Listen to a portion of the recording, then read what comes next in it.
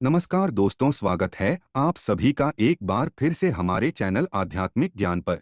जय मां दुर्गा। दोस्तों, जैसा कि हम सभी को पता है कि नवरात्रि चल रही है, तो ऐसे में हम सभी 8वें दिन या 9वें दिन कन्याओं को भोजन कराते हैं और व्रत खोलते हैं। दोस्तों, आप सभी को कुछ बातें जानना बेहद जरूरी है कि कन्याओं को क्या खिलाना चाहिए और क्या नहीं।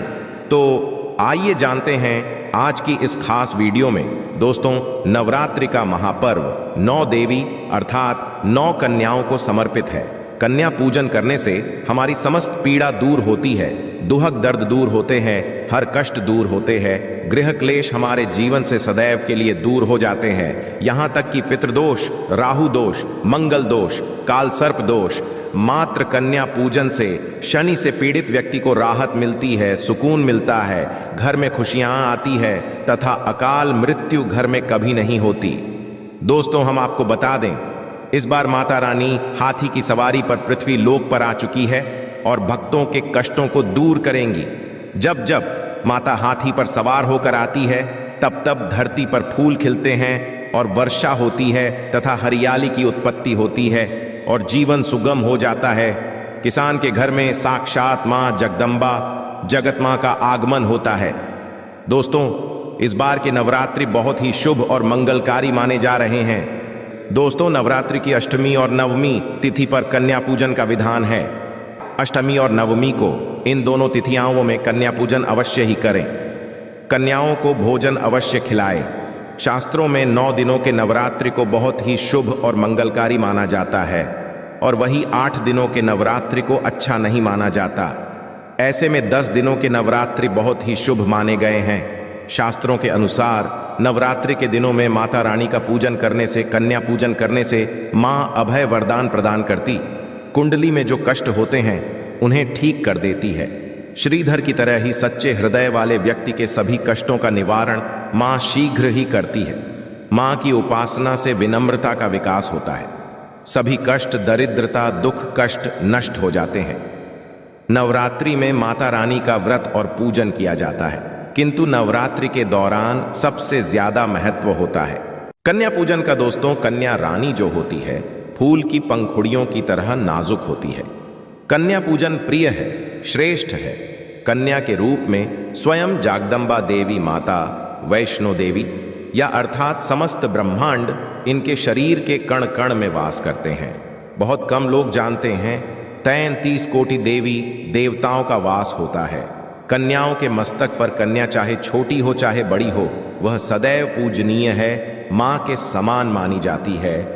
दोस्तों, माना जाता है व्रत और उपासना से माता रानी इतना प्रसन्न नहीं होती है जितना कि पूजन से होती है। नवरात्रि में छोटी छोटी कन्याओं को माता रानी का स्वरूप माना जाता है।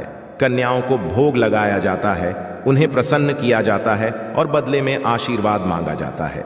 कन्याओं को प्रसन्न करने के लिए गिफ्ट आदि उपहार वगैरह दिए जाते हैं। माना जाता है यदि कन्याओं को कोई भेंट दी जाए और वह उसे खुशी खुशी स्वीकार कर लें, तो इसका मतलब है माता रानी अर्थात माता ने वो भेंट स्वीकार कर ली जिन पर कन्याएं प्रसन्न होती हैं। तो समझो उन्हें माता रानी का आशीर्वाद मिल गया और माता रानी की कृपा से उन्हें मांगा वरदान प्राप्त होता है। कन्या पूजन कोई मामूली पूजन नहीं होता। समस्त ब्रह्मांड में जो पूजा होती है उनसे बढ़कर कन्या पूजन को माना जाता है। 10 बार गंगा स्नान करने से और 100 बार यज्ञ करने से तथा 1000 बार यात्रा करने से जो पुण्य मिलता, वह मात्र एक बार कन्या पूजन करने से करोड़ों गुना भक्त को मिल जाता है, प्राप्त हो जाता है। दोस्तों, इसीलिए कहा जाता है कि कन्याओं को सताना नहीं चाहिए, जिससे समस्त ब्रह्मांड हिल जाता है। कन्याओं की जितनी सेवा की जाए कम ही होती है। कन्या ये कोई मामूली नहीं होती। कन्या के रूप में स्वयं उनके मस्तक पर विराजमान होकर स्वयं देवी चलकर आपके घर तक आती है। नवरात्रि में 2 साल से लेकर 10 साल तक की कन्या का पूजन होना चाहिए। अष्टमी अथवा कन्याओं के पैर धोकर भोजन कराना, उपहार आदि देना श्रेष्ठ माना जाता है, दुर्लभ माना जाता है। ऐसा मौका कभी हाथों से नहीं जाने देना चाहिए। इस दिन जितना ज्यादा हो सके कन्याओं को हाथ पकड़कर, पैर पकड़कर अपने घर तक लेकर आए। दोस्तों, वीडियो में आगे बढ़ने से पहले आप अपनी राशि भी कमेंट बॉक्स में अवश्य डाल दीजिएगा। यदि हमारे पास कोई उपाय होगा तो वह आकर हम आपके कमेंट के रिप्लाई में बता देंगे। कोई राशि के अनुसार यदि उपाय करता है तो माता वैष्णव बड़ी प्रसन्न होती है और ऐश्वर्य धन प्रदान करती है, माला माल बना देती है। इसीलिए राशि कमेंट में अवश्य छोड़े और हाँ, माता को एक लायक जरूर करें। लायक करने में कंजूसी ना करें। दोस्तों, कैसे करें का स्वागत? कन्या जब आपके घर आए तब सभी के पैरों को दूध और पानी से उनके पैरों को बुलाना चाहिए। खासकर मर्दों को कन्याओं के पर आवश्यक होने चाहिए। इस मियाँ वैष्णव प्रसन्न होती है। दोस्तों, फिर उसके पश्चात कन्याओं को किसी साफ जगह पर जमीन पर कपड़ा बिछाकर बैठाना चाहिए। उनके माथे पर अक्षत फूल और कुमकुम लगाना चाहिए। फिर उसके पश्चात भोजन ग्रहण करवाना चाहिए। किंतु सदैव याद रहे, कन्याओं की थाली में 3 पूरियां कभी ना रखें। इससे शुभ नहीं, घोर अशुभ माना जाता है। 3 पूरियां तथा 3 रोटियां मरने वाले व्यक्ति के लिए निकाली जाती है और जेल में कैदियों के लिए दी जाती है। कन्याओं को उनकी थाली में 3 पूरी कभी ना दे, किंतु 1-2 करके पूरी दे सकते हैं। इससे 3 संख्या बरत जाती है और दोष भी नहीं लगता। दोस्तों, कन्याओं को खाना खिलाने के पश्चात अंतिम में कन्याओं के सर पर लाल चुनरी डालना आना चाहिए और भोजन में आपको खीर, पूरी, हलवा, चना तथा आलू की सब्जी, छोले वगैरह की सब्जी खिलानी चाहिए। पनीर आदि भी खिलाया जा सकता है। वैसे माता रानी का प्रिय भोजन खीर, हलवा और छोले आंधी ही है, किंतु भूल से भी लहसुन और प्याज का इस्तेमाल कभी ना करें, अन्यथा अनर्थ हो जाएगा। अक्सर कई लोग कन्याओं को कुरकुरे का पैकेट, चिप्स वगैरह का पैकेट खेलते हैं, जो कि घोर अनर्थ माना जाता है, क्योंकि इसमें लहसुन प्याज का इस्तेमाल होता है, जिसके कारण आपका व्रत खंडित हो सकता है। मां दुर्गा क्रोधित हो सकती है। जहां आपने 9 दिनों तक लहसुन प्याज का परहेज किया, किंतु आपकी एक गलती पूरे व्रत को खंडित कर सकती है। भी नादान नहीं बनना चाहिए कि माता रानी रुष्ट हो जाए और कन्याओं को भी अशुद्ध होना पड़े। कन्याओं को डब्बा बंद कोई भी ऐसी चीज ना खिलाए जिसमें लहसुन प्याज होता है। कई चीज तो ऐसी होती है मार्केट में जिसके अंदर लहसुन प्याज का इस्तेमाल होता है। ऐसा आप कभी मत करना दोस्तों। कई लोग कन्या पूजन में खाना घर पर नहीं बनाते और मार्केट से रेडीमेड लाकर ही खेलते हैं तथा दही जलेबी खिलाते हैं, जो कि शुभ ना नहीं माना जाता। दोस्तों में ऐसा खाना वो लोग खिलाते हैं जिनके घर में मान लीजिए कोई दुर्घटना आदि हो गई है या घर में कोई बीमार है या कोई मुसीबत है, तब वो ऐसा करते हैं। किंतु यदि आप स्वस्थ हैं, आपको कोई पीड़ा नहीं है, तो ऐसा भूल कर भी नहीं करना चाहिए। माता रानी दही जलेबी नहीं, आपके हाथों का बना भोजन खाना चाहती है, आपका प्यार चाहती है। फिर चाहे आप घर में एक ही पूरी क्यों ना बनाए माता के लिए, पर आप स्वयं ही हाथों से माता रानी को भोजन खिलाए देखिए। भले ही आप दही जलेबी खिला सकते हैं, परंतु माता को घर का बना हुआ शुद्ध भोजन ही अति प्रिय है। खासकर नवरात्रों के दौरान घर में पक्का खाना अवश्य बनाना चाहिए।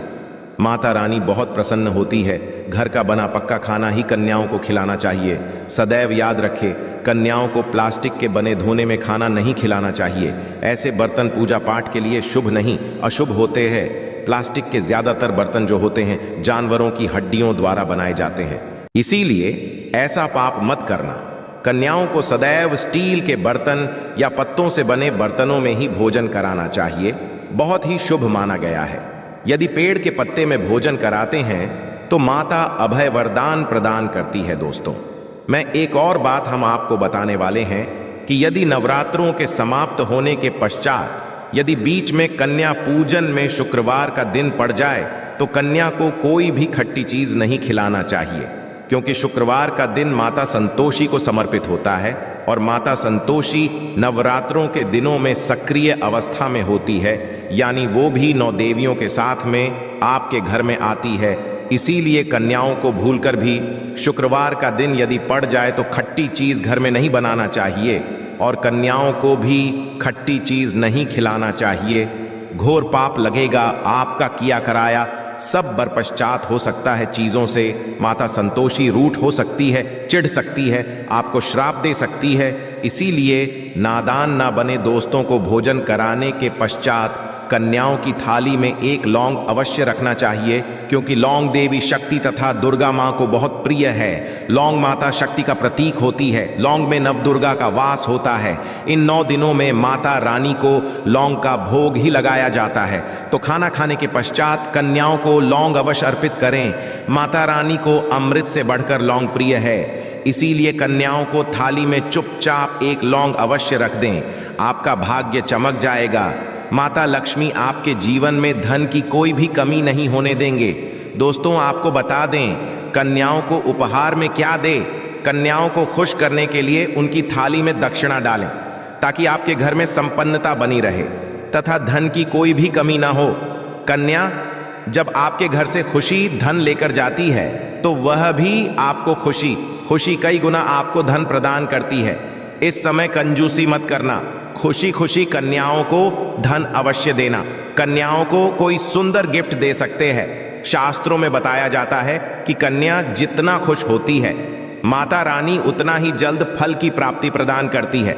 ऐसे में आप कन्याओं को चॉकलेट बॉक्स दे सकते हैं तथा खूबसूरत कपड़े दे सकते हैं। याद रहे, काले कपड़े ना दें और स्टील के बर्तन भी गिफ्ट पर दे सकते हैं। याद रहे कि कन्याओं को लोहे का कोई भी सामान नहीं देना चाहिए, नहीं तो राहु केतु का प्रभाव आपके जीवन में प्रवेश कर जाएगा।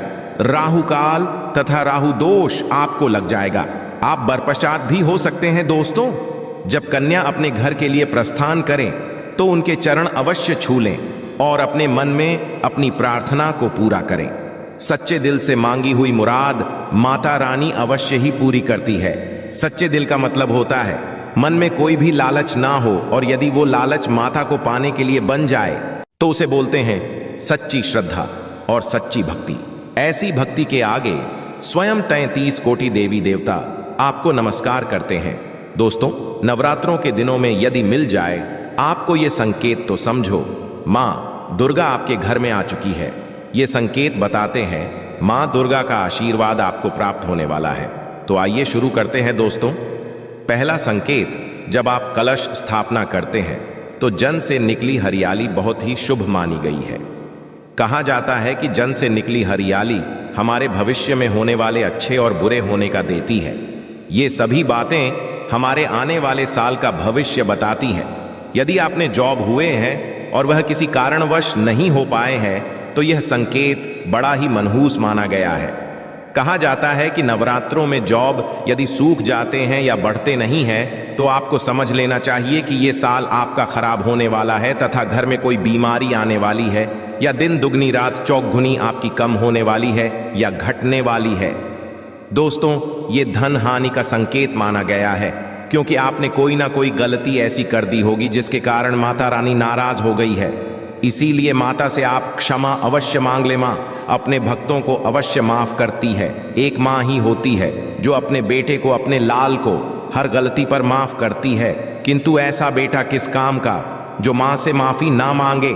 इसीलिए माता रानी से अपनी गलती की माफी अवश्य मांग ले। मियाँ वैष्णव अपने भक्तों को कभी निराश ही नहीं कर, बल्कि उन्हें धन धान्य से और खुशियों से परिपूर्ण बना देती है। और दोस्तों, यदि जो हरे भरे हो जाते हैं तो यह शुभ संकेत होता है। इससे आने वाले समय में आपको बहुत ज्यादा ही धन लाभ होगा। माना जाता है कि 1 रुपए का सिक्का या चांदी का कोई भी सिक्का जड़ के बीचों बीच में यदि मिट्टी में दबा दिया जाए तो घर में सुख समृद्धि आती है। माता लक्ष्मी दौड़ी दौड़ी चली आती है, जो कि अंदर सदैव 1 रुपए का सिक्का अवश्य डालना चाहिए। जन को खाली नहीं रखना चाहिए, उसमें धन वगैरह अवश्य डालना चाहिए। इससे माता का आशीर्वाद सदैव परिवार पर बना रहता है और जीवन में कोई भी संकट नहीं आता। खाली जो मतलब धन भी खाली, खुशियां भी खाली ही मिलेंगी। दोस्तों, नंबर 2, यदि आपकी नींद नवरात्रों के दौरान सुबह 4 बजे के आसपास खुलती है तो इसे बड़ा ही शुभ संकेत माना जाता है, क्योंकि यह समय ब्रह्म मुहूर्त कहलाता है। इस समय देवी शक्ति अपने सच्चे भक्तों को ही जागती है। इस समय उठाना मतलब माता की कृपा प्राप्त करने के बराबर माना गया है। ये संकेत बताते हैं कि माता की सच्ची भक्ति का प्रभाव आपके ऊपर हो चुका है और माता रानी आपको जल्दी ही कोई खुशखबरी देने वाली है।